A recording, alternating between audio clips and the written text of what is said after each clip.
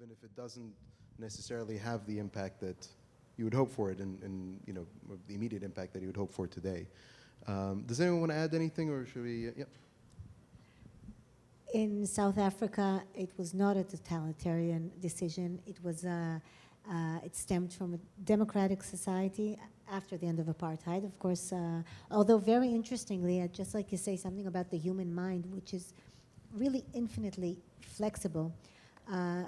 Imagine the whites in South Africa that saw themselves as living in a democratic society, although only the whites, the white minority could vote. And this also goes to show the length, the change, of mindset that they had to make.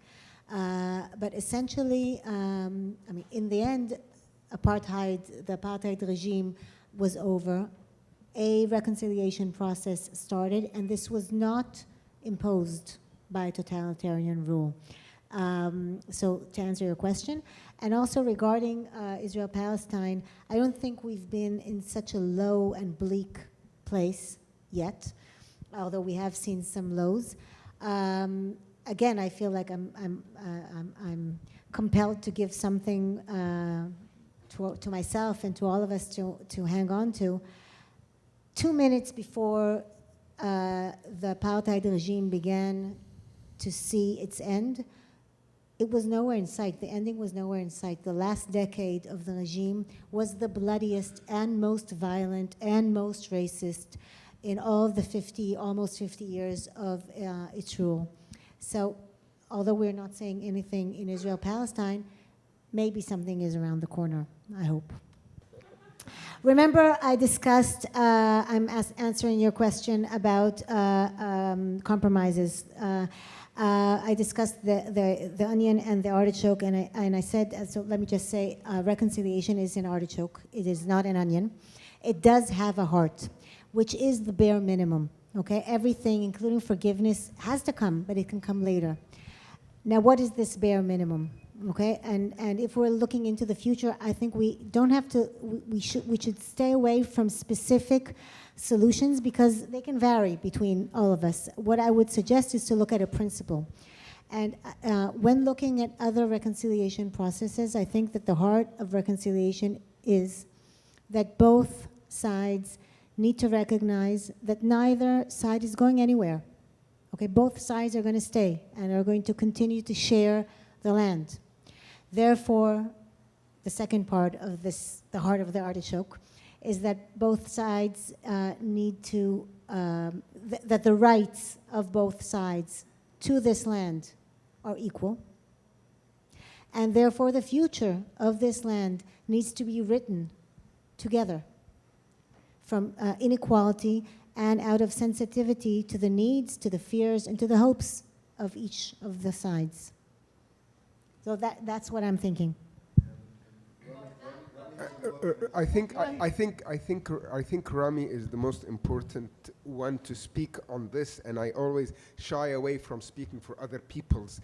But I do think that Israel doesn't have a constitution is an issue for me. A constitution that really is strong enough to make the Palestinian citizens of Israel. Let's not talk even about the occupation. Let's start with the Palestinian citizen of Israel. Feeling, not feeling, I mean, I want to shy away from the word feeling, but realizing on practical grounds that they are totally protected like the Jewish citizens. I think this is the bare minimum as a starting point, but I think I want to hear from Rami. Yeah, so I had 2 tiers to my question and you just took the first one, so that was fantastic. Thank you. No, that's exactly it. That's exactly it. We need to feel protected. But man, before we start talking about, is this okay? Can you guys hear me? Yes.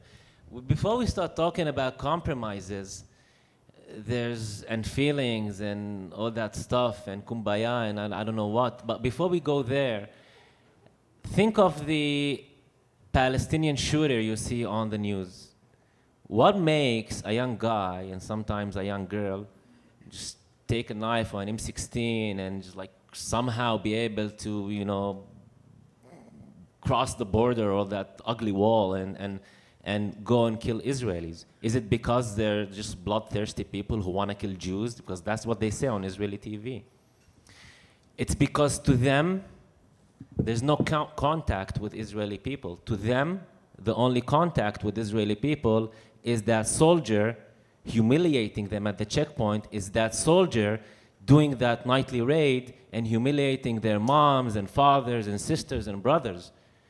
They can't see the Israeli as a human being. They see them as devils. Now, when we say that occupation corrupts, and that's a cliche in Israel, like kibush mashchit, occupation corrupts.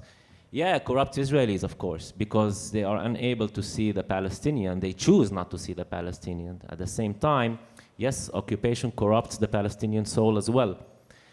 These people are not born corrupt, but these people don't understand that that person they're shooting in Tel Aviv could be a human rights activist, could be a journalist, could be a foreigner, could be just someone who's there on vacation from Italy with his family.